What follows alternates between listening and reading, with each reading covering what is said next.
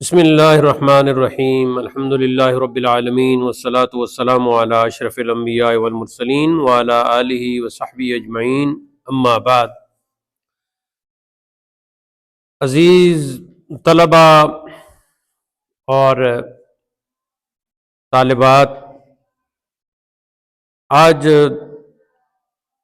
شروع میں ہم گفتگو کریں گے کہ امتحان کی تیاری کیسے کریں، کیونکہ ہمارے امتحانات پیپر قریب ہیں تو اس حوالے سے ہم کچھ بات کریں گے۔ تو اس سلسلے میں میں آپ کو کچھ باتیں بتاتا ہوں، لیکن آج کل چیٹ جی پی ٹی جو ہے اس کا بڑا چرچا ہے، تو اس سے ہم پہلے کچھ سوالات کریں گے تو وہ آپ سنیں گے اور ریکارڈ بھی ہو جائیں گے، اس کے بعد پھر جو بھی کوئی آپ کو سوال ہوا وہ بھی، اور پھر میں آپ کو اپنے طور پر بھی بتاؤں گا۔ تو اب سمپلی اس کو یہاں کلک کرنا ہوگا۔ آپ ایک منٹ ادھر آئیں۔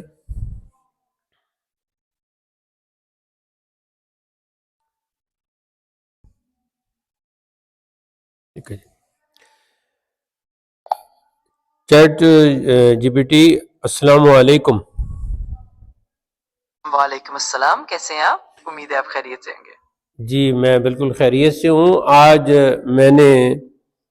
میں اس وقت طلباء کے سامنے ہوں، تو آپ سے یہ پوچھنا ہے کہ ان کے امتحانات قریب ہیں، تو کچھ آپ ان کو امتحان میں کامیابی کے لیے کوئی ٹپس دے سکیں گے؟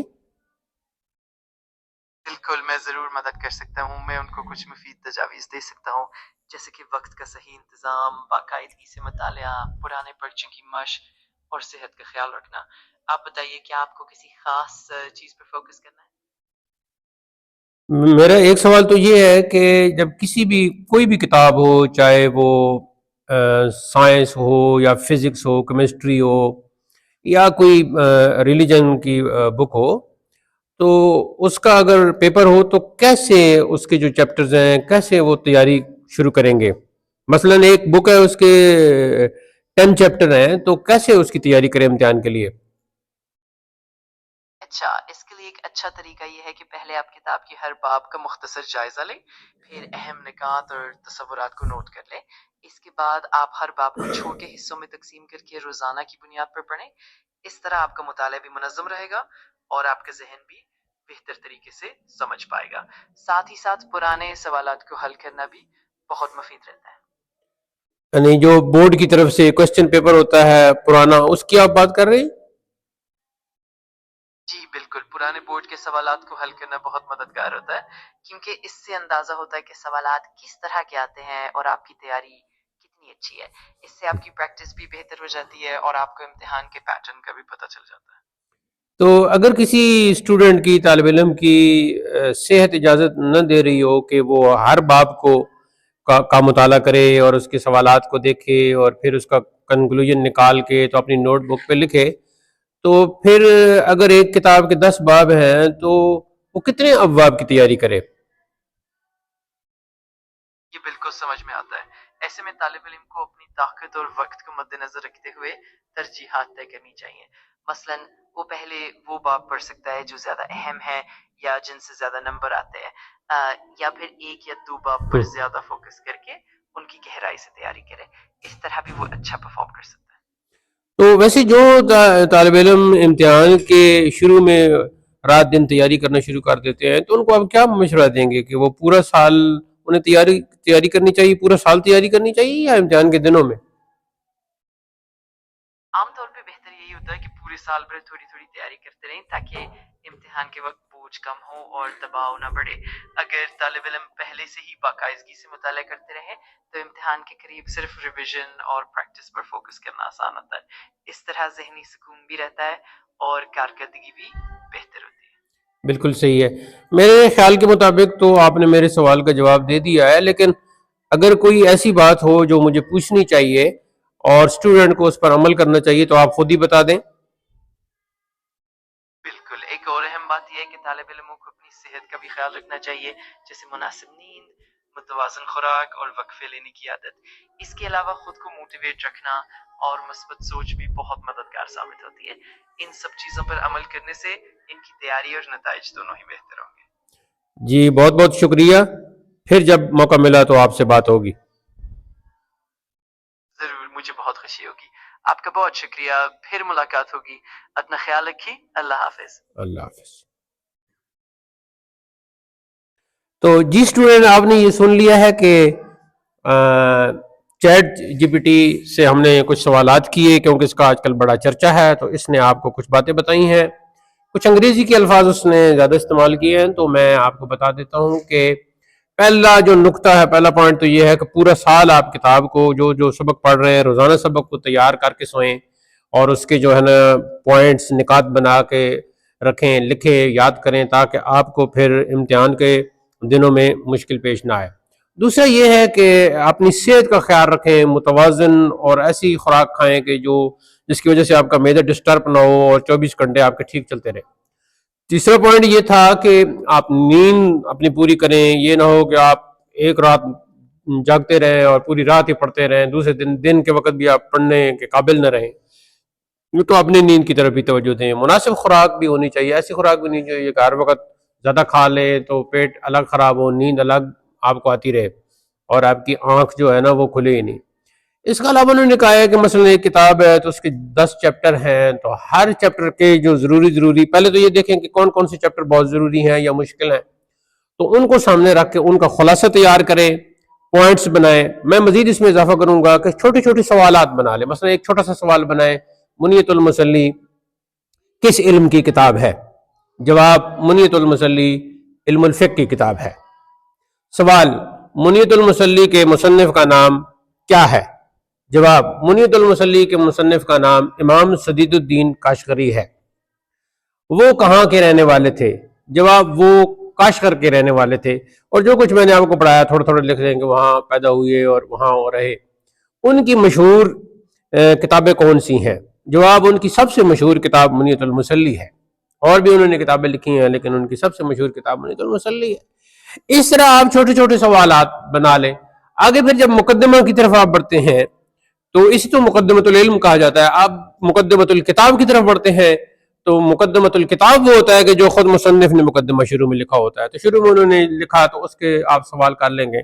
سوال، منیت المصلی کو مصنف نے کیسے شروع کیا ہے؟ جواب، منیت المصلی کے شروع میں مصنف نے اللہ تعالیٰ کی حمد بیان کی ہے، اس کے بعد رسول کریم صلی اللہ علیہ وسلم پر درود السلام اور آپ کی آل پر درود السلام بھیجا ہے. سوال، اس کے بعد مصنف نے اپنے مقدمہ میں کیا لکھا ہے؟ جواب، اس کے بعد مصنف نے اپنے مقدمہ میں یہ لکھا ہے کہ میں نے یہ کتاب کیوں لکھی، اور پھر اس کتاب کا نام بھی وہاں لکھا ہے کہ اس کتاب کا یہ نام ہے. اور اس کا جواب کیوں لکھی؟ اس لیے کہ بہت سارے جو ضروری مسائل ہیں نماز کے، کچھ لوگ مجھ سے پوچھتے بھی تھے اور مجھ سے پڑھنے والے بھی کہتے تھے کہ آپ ان کو جمع کر دیں. جب ان کی میں نے رغبت دیکھی، ان کی دلچسپی دیکھی تو کہ وہ بہت اس میں ان کا انٹرسٹ ہے کہ میں ان کے لیے یہ مسائل جمع کر کے انہیں کتابی شکل میں دوں، تو پھر میں نے یہ کتاب. پھر اگلا سوال یہ آپ بنا لیں مقدمۃ الکتاب میں سے کہ مصنف نے کتاب لکھتے وقت کون کون سی کتابوں کو سامنے رکھا ہے اور ان کی عبارات اور ان کے اقوال اس کتاب میں پیش کی ہیں. تو وہاں وہ بہت سارے نام لکھے ہوئے ہیں، ذخیرۃ الفتاوی اور فتاوی قاضی خان، یہ تو خیر وہی ہو گیا، اور اس بیجابی کی وہ زاد الفقہا اور ملتقط ہے اور غنیہ ہے اور فتاوی قاضی خان ہے، ان کی جامع صغیر ہے، ان کی جامع کبیر، جتنی کتابوں کے نام لکھے ہیں وہ سارے آپ جواب میں آپ لکھتے ہیں. یہ مقدمۃ الکتاب سے فارغ ہو گئے آپ. اگلا سوال کہ نماز کی فرضیت کے دلائل، مصنف نے نماز کی فرضیت کے دلائل کون کون سے دیے ہیں؟ تو انہوں نے دی ہیں، کچھ آیات لکھی ہیں، کچھ حدیث لکھی ہیں، اجماع امت کا ذکر کیا ہے، اور پھر یہ اس کے بعد پھر انہوں نے طہارت کا باقاعدہ اور وہ سلسلہ شروع کر دیا. تو جیسے جیسے وہ ہے چھوٹے چھوٹے آپ سوالات بناتے جائیں، اس طرح پورا منیت المصلی کی جو ہے نا وہ تیاری ہو جائے گی. ایسی ہی آپ جو دوسری کتابیں پڑھ رہے ہیں، مثال کے طور پر علم الصرف ہے، تو وہاں چھوٹے چھوٹے سوال کہ علم صرف کی تعریف کیا ہے، علم صرف کی تعریف، اس کا موضوع اور اس کی غرض بیان کریں. جیسے کہ یہاں علم فقہ کی تعریف، موضوع، غرض ہم نے پڑھا، وہ آ جائے گا. اسی طریقے سے کوئی صیغے سامنے رکھ کے تو سوال بنا لیں. سوال، انظر کون سا صیغہ ہے؟ جواب، انظر فعل امر کا صیغہ ہے. سوال، سمع کون سا صیغہ ہے؟ جواب، سمع فعل ماضی کا صیغہ ہے. ٹھیک ہے. مزید اگر سوال ہوتا ہے کہ اس صیغے کو تفصیلی طور پر بیان کریں تو پھر آپ کہیں گے سمع فعل ماضی واحد مذکر غائب، یہ ساتھ پورا آپ بتائیں گے. یسمع فعل مضارع صیغہ واحد مذکر. ٹھیک ہے. ایسے ہی انظر صیغہ فعل صیغہ واحد مذکر فعل امر، انظری صیغہ واحد مؤنث یا واحدہ مؤنث فعل امر، ٹھیک ہے جی، از نظر ینظر۔ تو اس طرح علم ناو ہے تو وہاں جملے کے مرکب کی کتنی قسمیں ہیں، مرکب تام ہے یا مرکب ناقص ہے، مرکب تام کو جملہ بھی کہتے ہیں، مرکب ناقص ہے تو پھر مرکب ناقص میں کون سا مرکب ہے، مرکب اضافی ہے یا مرکب توصیفی ہے یا مرکب عددی ہے یا مرکب مزجی ہے یا مرکب صوتی ہے، جیسے غاقے غاقے، اور اس طرح آپ نے پڑھے ہوں گے آواز اوہ اوہ کوئی کرتا ہے اب بیماری کی وجہ سے، تو یہ بھی ایک مرکب بن گیا۔ مرکب عددی ہے جیسے احد عشر، اثنا عشر، اربعۃ عشر، خمسۃ عشر، سبعۃ عشر، تسعۃ عشر، یہ سارے تک ایسے، یا واحد و عشرون، اثنان و عشرون، ثلاثہ و عشرون، اربع و عشرون، اس طرح گنتی جو ہے تو درمیان میں، یا وہ دہائیاں ہیں، عشرون، ثلاثون، اربعون، خمسون، ستون، سبعون، ثمانون، تسعون، اور اس طریقے سے پھر مئت سو کو کہتے ہیں، تو مئت الفن، 100,000 یعنی کہ 1,00,000 ہو گیا، تو یہ مرکب عددی یا مرکب تعدادی انہیں کہا جاتا ہے۔ پھر اس کے بعد آپ نے یہ دیکھنا ہے کہ کلمہ اعراب کے اعتبار سے اس کی کیا حیثیت ہے، تو وہ اس کو آپ نے خلاصہ لکھ لینا ہے۔ وہاں دیکھیں جب آپ کہیں گے کلمہ کے اعراب کے اعتبار سے کیا حیثیت ہے، تو اعراب کے بارے میں پہلے تفصیل بتائیں گے کہ اعراب کسے کہتے ہیں۔ اعراب بالحرف بھی ہوتا ہے، اعراب بالحرکت بھی ہوتا ہے، ایسے اعراب تقدیری بھی ہوتا ہے۔ پھر یہ ہے کہ مورب اور مبنی، کہ اگر کلمات نہ بدلیں اپنے اعراب کے اعتبار سے تو وہ مبنی ہے، اور اگر آخری کلمہ کا آخری حرف اعراب کے اعتبار سے تبدیل ہوتا رہے تو وہ مورب ہے۔ جیسے زیدن کبھی ہوتا ہے، کبھی زیدن ہوتا ہے، کبھی زیدن ہوتا ہے، تو اگر زبر دینے والا عامل آئے گا تو زیدن، اور زیر دینے والا عامل آئے گا تو زیدن، اور رفع دینے والا عامل آئے گا تو زیدن۔ تو یہ مورب کی پھر آگے کتنی قسمیں ہیں، مبنی کی کتنی قسمیں، جیسے کہ تمام حروف ہی مبنی ہے، فعل ماضی مبنی ہے، تو اس طرح۔ تو پھر آگے جا کے مورب مبنی کی کچھ ضمنی تفصیل ہوگی، اس سے پھر آگے نکل جائیں گے، جملے کے جو اقسام ہیں وہ پڑھیں گے، کوئی ابتدائیہ ہے یعنی مستأنفہ جسے کہتے ہیں، اور دیگر جملے کو جملہ معترضہ ہے، مثال کے طور پر قال ابو حنیفہ رحمہ اللہ الوضوء، اور ایسے تو درمیان میں رحمہ اللہ یہ جملہ معترضہ آ گیا کہ جس کا پچھلے جملے اور اگلے جملے سے اس طرح تعلق کوئی نہیں ہوتا، درمیان میں ہوتا ہے۔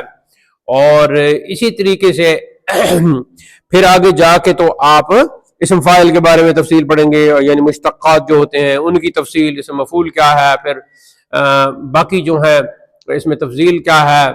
مصدر کے بارے میں کوئی ایک تھوڑا سا بنا لیں کہ مصدر کی کتنی قسمیں ہیں، مصدر کا کیا معنی ہے، مصدر کسے کہتے ہیں، مصدر کی کتنی قسمیں ہیں، ثلاثی مجرد کے جو مصادر ہیں ان کے اوزان کتنے ہیں، اور ثلاثی مزید فی کے جو مصادر ہیں ان کا کیسے پتہ چلتا ہے، ان کے کون کون سے اوزان ہیں، جیسے افعال ہے، تفعیل ہے، مفاعلہ ہے، تفعول ہے، تفاعل ہے، یہ سارے جو ہیں مصادر ثلاثی مزید فی کے ہیں۔ ایسے رباعی کی مثال کے طور پر فعلتن، فعللتن، دحرجتن جیسے ہم پڑھتے ہیں۔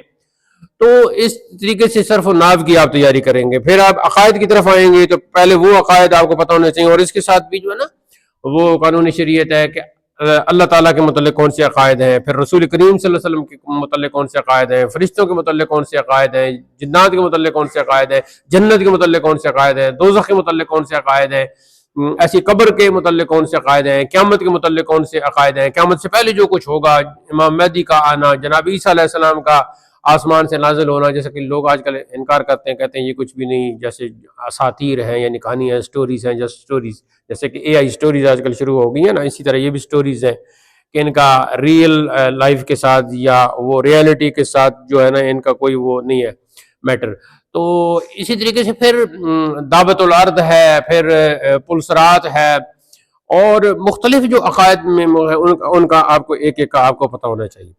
پھر آپ دوسری طرف آتے ہیں، طریقہ جدیدہ کی طرف آتے ہیں، تو آپ کو عربی کے جو آپ نے الفاظ پڑھے ہیں، چھوٹے چھوٹے جملے جو پڑھے ہیں، وہ ان کو زبان پر دہرانے کی کوشش کریں، ان کا ترجمہ بھی آئے گا، اپنے پاس سے جملے بھی بنائے جائیں گے، الفاظ کے معنی بھی آ سکتے ہیں، میز کو کیا کہتے ہیں، یا یہ میز ہے، ھذا مکتب، یہ کرسی ہے، ھذا کرسی، اس طرح کے چھوٹے چھوٹے جملے آپ نے ترجمتین سے کہا جاتا ہے کہ یعنی اردو سے عربی، عربی سے اردو ترجمہ۔ ایسے زبان سے اگر آپ بولتے رہے نا اور آپ کے کان آپ نے سنتے رہے، تو اس طرح جو کچھ بھی آپ پڑھیں گے، جیسے قرآن پاک یاد ہوتا ہے تو ایسے کتابیں بھی یاد ہو جاتی ہیں۔ قرآن پاک میں بھی یہی گر رکھا ہے کہ زبان سے بھی آپ پڑھتے ہیں اور آپ کے کان بھی خود سنتے ہیں. اگر آپ قرآن پاک دل میں پڑھنا شروع کر دیں تو آپ کو یاد نہیں ہوگا. اونچا پڑھیں گے، آپ کے کان سنیں گے تو آپ کو پھر یاد ہونا شروع ہو جائے گا. تو یہ کچھ ہے، مزید بھی جو آپ کے ذہن میں سوال ہوگا تو آپ کو بتا دیا جائے گا. اس طرح خلاصہ تیار کر کے تو آپ اپنے لکھتے وقت جب آپ لکھ رہے ہوں تو ساتھ زبان کے ساتھ بولا بھی کریں تاکہ آپ کے کان سنیں. تو انشاءاللہ یوں سمجھیں کہ پھر آپ کی دل کی تختی پر وہ لکھا جا رہا ہے. تو امتحانات کے حوالے سے جو تھوڑی سی ہماری ابتدائی گفتگو تھی پھر بھی کریں گے، وہ اختتام پذیر ہوتی ہے. اس کو بند کر دیں.